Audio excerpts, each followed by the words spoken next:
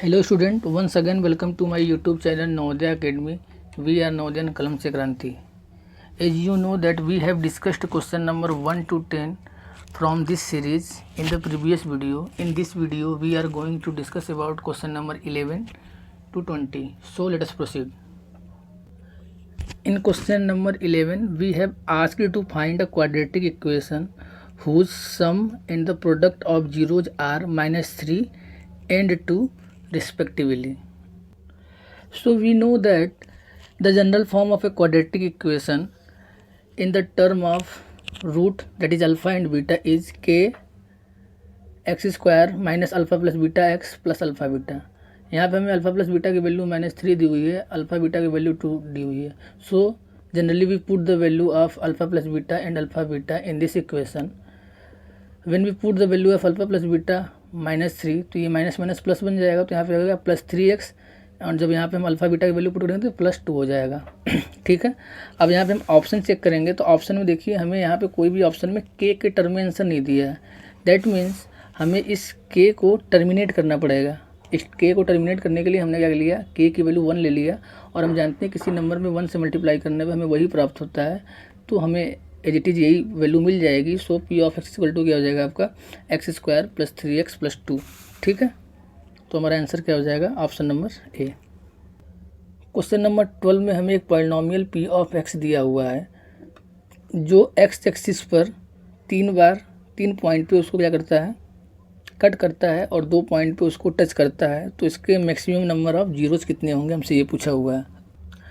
तो हम जानते हैं कि यदि किसी पॉलिनोमियल की हम बात करें तो अगर वो पी ऑफ एक्स है तो वो एक्स एक्सिस को जितनी बार टच करेगा और जितनी बार उसको क्या करेगा, कट करेगा, उनका जो सम होता है उतने उसके मैक्सिमम नंबर ऑफ जीरो होते हैं. ये हमें जियोमेट्रिकल रिप्रेजेंटेशन से आता है समझ में. ठीक है. तो यहाँ पे 3 पॉइंट पे क्या कर रहा है, टच कट कर रहा है, और 2 पॉइंट पे टच कर रहा है, तो इसके मैक्सिमम नंबर ऑफ जीरोस कितने हो जाएंगे, 5. ठीक है. नेक्स्ट क्वेश्चन की तरफ बढ़ते हैं. हमसे पूछता है degree of polynomial having zeros 4 and -3 only. ठीक है. तो यहाँ पे क्लियर कर दिया है कि जो मेरा पॉलिनोमियल पी ऑफ एक्स है उससे केवल 2 ही जीरोज हैं, 4 और -3 हो. तो इसका मतलब क्या होगा, वो मेरा पॉलिनोमियल क्या होगा, क्वाड्रेटिक होगा. तो उसकी डिग्री क्या हो जाएगी, 2 हो जाएगी, क्योंकि 2 जीरो होता है. एटमोस्ट 2 जीरो किसके हो सकते हैं, हमारे क्वाड्रेटिक पॉलिनोमियल की हो सकते हैं. ठीक है. यहाँ पे क्लियर भी कर दिया कि ओनली मतलब यही 2 जीरोज हैं, इसलिए क्वाड्रेटिक हम बोल सकते हैं. ठीक है. तो क्वाड्रेटिक का हमारा किस फॉर्म का होता है, ax square plus b x plus c form का होता है. तो उसकी डिग्री कितनी होती है, 2. ठीक है. नेक्स्ट क्वेश्चन में हमसे क्या पूछ रहा है, 2 लाइन है और यदि वो पैरेलल है, यदि उनमें से किसी एक का इक्वेशन ये है तो सेकंड का इक्वेशन इनमें से क्या पॉसिबल हो सकता है. ठीक है. तो हम जानते हैं कि यदि हम लीनियर इक्वेशन इन 2 वेरिएबल के पेयर की बात करें तो उसका जनरल फॉर्म ये होता है a1x plus b1y plus c1 equal to 0. दूसरा क्या होता है a2x plus b2y plus c2 equal to 0. वहाँ पे जो मेरे कॉफिशिएंट है a1 b1 c1 a2 b2 c2, ये सब क्या होते हैं, रियल नंबर होते हैं. तो यदि हम पैरेलल लाइन की बात करें तो पैरेलल लाइन के केस में क्या होता है, जो हमारे इस कॉफिशिएंट में रिलेशन होता है वो क्या होता है a1/a2 is equal to b1/b2 but not equal to c1/c2. तो ये हमारी क्या आ गई, कंडीशन आ गई. ठीक है. और पैरेलल लाइन के केस में एक चीज़ मैं आपको और बताना चाहता हूँ, अगर पैरेलल लाइन का केस होगा तो उनके 0 सोल्यूशन मिलते हैं, नो सोल्यूशन मिलेंगे. ठीक है. तो यहाँ पे ऑप्शन दिया हुआ है, तो हर एक ऑप्शन को पहले हम इस फॉर्म में कन्वर्ट करेंगे. तो पहले क्वेश्चन में जो हमारा एक इक्वेशन दिया उस इक्वेशन को मैं यहाँ लिख दिया, और इसको इस फॉर्म में कन्वर्ट करने के लिए इस 5 को इधर भेज दिया. तो इधर +5 हो जाएगा, -5 हो जाएगा, और इधर ये 0 हो गया. ठीक है. उसके बाद इन सभी ऑप्शन को हम 1 बाई 1 लेंगे और ये कंडीशन चेक करेंगे, जिस कंडीशन में सेटिस्फाई करेगा वो इक्वेशन हो जाएगा. तो मैंने यहाँ पे ऑप्शन नंबर सी को ले लिया. तो ऑप्शन नंबर सी मेरा ये था -12x प्लस 8y प्लस 7, और इस 7 को इधर भेज दिया, तो ये -7 हो जाएगा. अब इसको हम कंपेयर कर लेंगे इन दोनों इक्वेशन. तो कंपेयर करने के बाद देखिए हमारी a1 की वैल्यू क्या आई, यहाँ पे 3 आई, और b1 की वैल्यू क्या आई, -2 आई, c1 की वैल्यू क्या आई, -5 आई. सिमिलरली इससे कंपेयर करने पर ये वैल्यू हमारी आ गई. ठीक है. अब हम क्या करेंगे, अब इनको हम a1/a2 निकाल देंगे. तो a1/a2 की वैल्यू क्या हो जाएगी, 3/-12. इसको 3 से कैंसिल कर देंगे तो 3 4 12 हो जाएगा. तो ये क्या हो जाएगा 1/4. 4, यहाँ पे माइनस था तो एज इट इज़ माइनस यहाँ पे आ जाएगा। फिर सिमिलरली b1/b2 निकालें तो यहाँ क्या है -2, तो ये -2/8 हो जाएगा। इन दोनों को भी फिर 2 से कैंसिल आउट करेंगे तो क्या हो जा रहा है मेरा -1/4 हो जा रहा है। अब यहाँ समझिए ये दोनों वैल्यू सेम है। अगर आपको नहीं समझ में आ रहा है तो यहाँ पे आप -1 से मल्टीप्लाई कर सकते हैं या फिर उसको ऐसे लिख भी सकते हैं आप डायरेक्ट, ये -1/4 हो जाएगा। अब देखिए a1/a2 इक्वल टू b1/b2 वाली कंडीशन आ गई। अब यहाँ से c1/c2 भी निकाल लीजिए तो क्या हो जाएगा आपका -5/-7 हो जाएगा, और माइनस से माइनस कैंसिल करने के बाद क्या आएगा 5/7 आ रहा है। That means a1/a2 equal to b1/b2 तो हो गया, लेकिन वो c1/c2 के इक्वल नहीं आया। यही तो हमारी कंडीशन थी पहले लाइन की। इस प्रकार करेक्ट आंसर क्या हो गया, option number C. Next question में हमें क्वाड्रेटिक इक्वेशन जो हमारा लीनियर इक्वेशन इन 2 वेरिएबल होता है उसका जनरल फॉर्म दे ही दिया हुआ है, और हमसे बोल रहा है कि इसका यूनिक सोल्यूशन है। यूनिक सोल्यूशन का मतलब क्या होता है, वो जो दो लाइन होंगी वो दो लाइन एक दूसरे को एक पॉइंट पे इंटरसेक्ट करेंगी, दैट मीन्स उसका एक सोल्यूशन होगा। ठीक है, तो उस केस में हमारे कोफिशिएंट के बीच में रिलेशनशिप क्या होता है, a1/a2 is not equal to b1/b2 होता है। किसके लिए, जब हमारा क्या होगा उसका यूनिक सोल्यूशन होगा। तो यहाँ पे इसको मैंने क्रॉस मल्टीप्लाई कर दिया तो क्या हो जाएगा a1 into b2 is not equal to a2 into b1 हो जाएगा। तो ये देख लेते हैं किस ऑप्शन में दिया हुआ है, ऑप्शन नंबर बी में दिया हुआ है। ठीक है, और यही कंडीशन ऐसा पूछता है कि वो दोनों लाइन क्या होनी चाहिए, दोनों लाइन उसके इनफाइनाइट नंबर ऑफ सोल्यूशन होंगे और दोनों लाइन क्या होनी चाहिए, कोइंसिडेंट हो जाए। तो उस केस में हमारी कंडीशन क्या होती है, a1/a2 is equal to b1/b2 is equal to c1/c2 हो जाता है। ठीक है, यहाँ पे नॉट इक्वल टू वाला केस नहीं आता है। ठीक, नेक्स्ट क्वेश्चन में हमें दिया हुआ है 2 नंबर, यदि उनका HCF 6 है तो हमें उसका LCM फाइंड करना है। तो हम एक फार्मूला जानते हैं कि HCF into LCM is equal to first number into second number. तो यहाँ पे हमने value as it is put कर दिया। HCF 6 दिया था, नंबर क्या था 336 और क्या था 54। तो यहाँ पे 6 मल्टीप्लाई में है, इधर डिवाइड में चला जाएगा तो 6 से 54 9 बार में कैंसिल आउट हो जाएगा। तो ये क्या होगा 336 इंटू 9, इन दोनों का मल्टीप्लाई कर देंगे तो हमें क्या प्राप्त हो रहा है 3024। तो इस प्रश्न का करेक्ट आंसर क्या हो जाएगा, option number A. Next question में हमें 2 ट्रायंगल दिए हुए हैं ABC और PQR, और ये दोनों के ट्रायंगल क्या है हमारे सिमिलर हैं, ये हमें क्वेश्चन दिया हुआ है। ठीक है, तो यहाँ पे हमने 2 ट्रायंगल बना लिया, दोनों ट्रायंगल सिमिलर हैं और इसमें ये AM और PN क्या है इसके एल्टीट्यूड हैं। ठीक है, और हमें दिया हुआ है कि यदि AB² रेशियो PQ² की वैल्यू 4:9 है तो AM/PN की वैल्यू पूछा है। तो अगर ये 2 ट्रायंगल हमारे क्या हैं सिमिलर हैं तो उस केस में हमारी कंडीशन क्या होती है कि इन 2 ट्रायंगल की जो एरिया का रेशियो होता है इनके करस्पॉन्डिंग साइड के रेशियो के बराबर होता है, और साथ में साथ उसका जो मेरा एल्टीट्यूड होगा उसके भी स्क्वायर के रेशियो के बराबर होगा। दैट मीन्स अगर मैं साइड AB लूँ, यहाँ से देखिए यहाँ से मैं AB लूँगा तो यहाँ से PQ आएगा तो AB²/PQ² बनेगा, और सिमिलरली अगर मैं AC लूँ तो AC²/PR² बनेगा। ठीक है, अगर हमें यहाँ पे तो मेनली बात करनी है किसके टर्म में, एल्टीट्यूड के टर्म में, तो ये क्या हो जाएगा AM²/PN²। तो ये दोनों वैल्यू बराबर हो गई। ठीक है, अब देखिए यहाँ पे हमें ये वैल्यू दिया हुआ है कि AB² into PQ² equal to 4:9। तो यहाँ पे मैंने 4/9 इसकी वैल्यू पुट कर दिया। अब यहाँ पे देखिए ये जो मेरा स्क्वायर दोनों का था अलग अलग, उसको मैंने होल स्क्वायर में कन्वर्ट कर दिया। ठीक है, अब होल स्क्वायर में कन्वर्ट करने के बाद हमने उसको यहाँ पे लिख दिया है। हालांकि मेरा जो वेरिएबल वाला पार्ट होता है वो लेफ्ट हैंड साइड होता है, इसलिए हमने इसको लेफ्ट हैंड साइड लिखा। फिर यहाँ से स्क्वायर इधर जाएगा, स्क्वायर रूट में हो जाएगा। तो यहाँ पे हमारी AM/PN की वैल्यू अगर हम मैथमेटिकली देखें तो +-2/3 आएगा।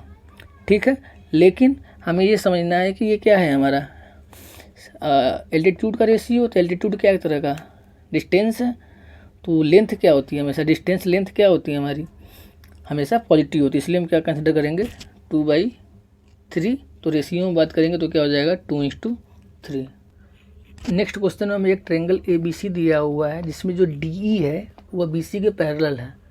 ठीक है, तो हमें इसकी जो कुछ साइड की लेंथ भी दी हुई, जैसे DE की वैल्यू x है, BC की वैल्यू क्या है y है, AE की वैल्यू क्या है a है, EC की वैल्यू क्या है b।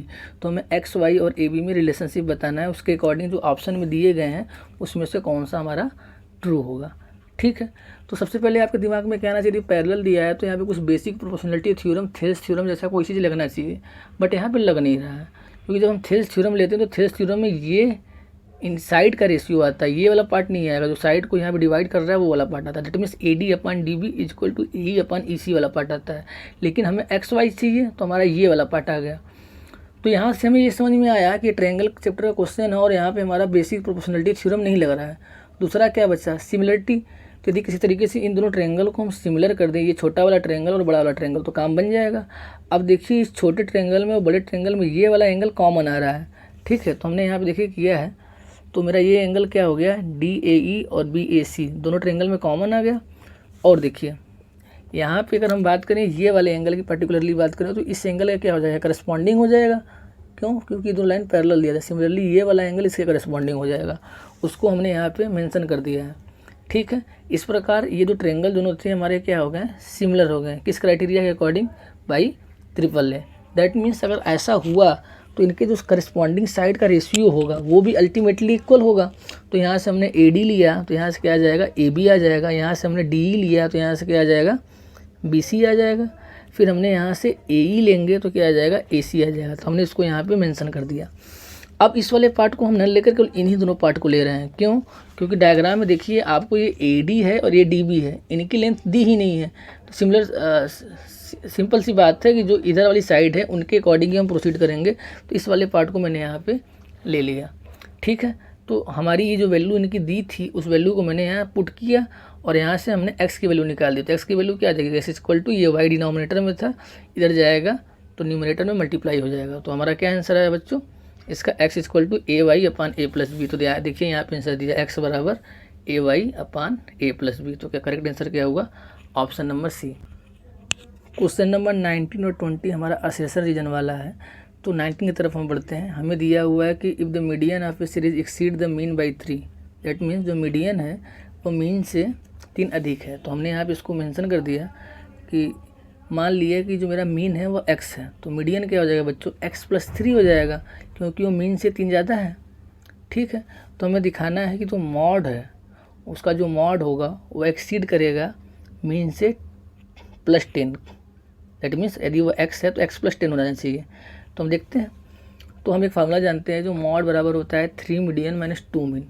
तो हमें यहाँ पे वैल्यू पता चल गई मीडियन की, तो हमने यहाँ मीडियन की जगह x प्लस 3 पुट कर दिया और मीन की वैल्यू भी हमने x लेट किया है तो यहाँ पे x पुट कर दिया। तो इस 3 से अंदर मल्टीप्लाई करेंगे तो क्या हो जाएगा, 3x प्लस 3 9, और यहाँ इन दोनों का मल्टीप्लाई कर देंगे तो क्या हो जाएगा 2x, और 3x में से 2x घटेगा तो क्या बचा हमारा, x बचा, तो x प्लस 9। तो x क्या था मेरा, मीन था, तो इसकी जगह मैंने क्या लिख दिया, मीन लिख दिया। और मॉड, तो मॉड की वैल्यू क्या आ जाएगी, मीन प्लस 9। दैट मीन जो मॉड होगा वो मीन से 9 एक्सीड करेगा, लेकिन यहाँ पे हमारे ऑप्शन में क्या बोल रहा है कि वह 10 एक्सीड करेगा। दैट मीन्स असर्शन क्या हो गया मेरा, फॉल्स हो गया। तो हमें अब रीज़न तक पूछने की ज़रूरत ही नहीं, हमारा यहाँ से आंसर आ गया। अगर असर्शन फॉल्स होगा तो हमारा ऑप्शन नंबर डी आंसर हो जाएगा, क्योंकि बाकी में देखिए असर्शन को ट्रू ही बता रहा है, ठीक है। लेकिन हम अभी लर्निंग मोड में हैं तो हम रीज़न को भी चेक करेंगे, ठीक है। तो हमें दिया है कि यदि मॉड इतना है, मीन इतना है, तो मीडियन इतना होगा, ठीक है। तो फिर वही फार्मूला हम लिए और यहाँ पे हमने मीडियन और मीन की वैल्यू पुट कर दिया। तो जो मेरी मॉड की वैल्यू है, जो यहाँ पे क्वेश्चन में दिया है 12.4 वो आनी चाहिए, तो यहाँ पे हमने उसकी वैल्यू को पुट कर दिया। तो इन दोनों को मल्टीप्लाई कर दिया तो ये वैल्यू आई, इन दोनों को मल्टीप्लाई कर दिया तो 21 आया, इसमें 21 सब्ट्रैक्ट कर दिया, ठीक है। तो मेरी 12.39 वैल्यू आ रही है। तो एक्चुअल में देखा जाए तो ये जो 12.39 आई है, यहाँ पे जो 9 है वो क्या है, वो 9 जो मेरा है वो 5 से अधिक है। तो इसको जब हम राउंड ऑफ करेंगे तो ये क्या हो जाएगा, 12.4 हो जाएगा। तो अप्रॉक्सीमेटली ये वैल्यू 12.4 के बराबर ही है, इसलिए ये वाला तो स्टेटमेंट मेरा करेक्ट हो गया, 12.4 आ रहा है। तो असर्शन क्या हो गया, फॉल्स हो गया, बट रीजन क्या हो गया, ट्रू हो गया। 20th क्वेश्चन में हमें क्या दिया हुआ है कि एक ट्रेंगल है, इसमें डी जो है BC के पैरेलल है, तो उसके अकॉर्डिंग हमें यहाँ पे x की वैल्यू बतानी है और AB की वैल्यू, ठीक है। तो सिंपल सी बात थी, जब पैरेलल देखें हमारे दिमाग में क्या आना चाहिए, बेसिक प्रोपोर्शनलिटी थ्योरम, जिसको हम क्या बोलते हैं, थेल्स थ्योरम। तो वो क्या बोलता है, थेल्स थ्योरम के अकॉर्डिंग यदि ये इसके पैरेलल है तो ये जो पॉइंट है इसको जिस रेशियो में डिवाइड करेगा उसी सेम रेशियो में ई पॉइंट इसको डिवाइड करेगा। That means AD upon DB की जो वैल्यू होगी वो AE अपान EC के बराबर होगी। तो यहाँ पे मैंने लिख दिया, since D is parallel to BC, so by the BPT that is basic proportionality theorem, AD upon DB is equal to AE upon EC। फिर यहाँ से हमने इसमें वैल्यू पुट कर दिया। तो AD की वैल्यू क्या है बच्चों, x, इसकी वैल्यू क्या है, x प्लस 1, तो यहाँ पे पुट कर दिया। इसकी वैल्यू क्या थी, x प्लस 3, इसकी वैल्यू क्या थी, x प्लस 5, उसको यहाँ पुट कर दिया। फिर सिंपली क्रॉस मल्टीप्लाई कर दिया गया, क्रॉस मल्टीप्लाई किया गया तो क्या हो गया मेरा, x इंटू एक्स प्लस 5 हो गया, और ये वाला पार्ट क्या होगा, x+1 इंटू x+3। अब x मल्टीप्लाई होगा तो दोनों के साथ जाएगा, तो ये हो गया x² प्लस 5 का x में मल्टीप्लाई कर देंगे तो 5x, फिर एक बार इसके साथ x जाएगा, फिर एक बार 1 जाएगा। तो पहले हमने इसको x के साथ ले लिया, फिर 1 के साथ ले लिया, तो x को अंदर मल्टीप्लाई करेंगे तो क्या बना हमारा x² प्लस 3x, 1 को मल्टीप्लाई करेंगे तो प्लस x प्लस 3, तो x² से x² कैंसिल हो गया। क्यों कैंसिल हो गया, क्योंकि दोनों का साइन सेम था, साइन सेम होने की वजह से कैंसिल हो गए। तो इधर क्या बचा 5x, और इधर 4x प्लस में था, इधर आया माइनस में हो गया, और यहाँ बचा 3। तो 5x में से 4x घटाएंगे तो x की वैल्यू क्या आ गई, 3 आ गई। दैट मीन्स असर्शन मेरा क्या हो गया, यहाँ का ट्रू हो गया। अब हमसे पूछ रहा है लेंथ ऑफ ए बी, तो ए बी मेरा क्या है, ये वाला पार्ट है, दैट मीन्स x+x+1 होगा, तो यहाँ पे हमने उसको यूज कर लिया। A B = AD plus DB, तो यहाँ पे हमने इसको पुट किया तो ये 2x हो जाएगा, तो ये 2x+1 बना, और x की वैल्यू क्या आई थी 3, यहाँ पे 3 पुट कर दिया, तो ए बी की वैल्यू क्या आई 7 यूनिट, तो ए बी की वैल्यू क्या आई 7 यूनिट। दैट मीन्स असर्शन भी ट्रू है, रीजन भी ट्रू है, लेकिन ये इसको करेक्टली एक्सप्लेन नहीं कर रहा है, क्योंकि एक्सप्लेनेशन के लिए हमें क्या यूज़ करना पड़ेगा, बेसिक प्रोपोर्शनलिटी थ्योरम। तो इसका करेक्ट आंसर क्या हो गया बच्चों, ऑप्शन नंबर बी, कि असर्शन भी ट्रू है, रीजन भी ट्रू है, लेकिन उसको करेक्टली एक्सप्लेन नहीं कर रहा है। ठीक है, आज की वीडियो में इतना ही, मिलते हैं एक नए वीडियो में एक नए लेक्चर के साथ। यदि आप वीडियो के इस चरण तक बने हैं तो कृपया आप हमें लाइक, शेयर एवं सब्सक्राइब करना ना भूलें, क्योंकि आपका सब्सक्रिप्शन ही हमारा मोटिवेशन है। Thank you so much.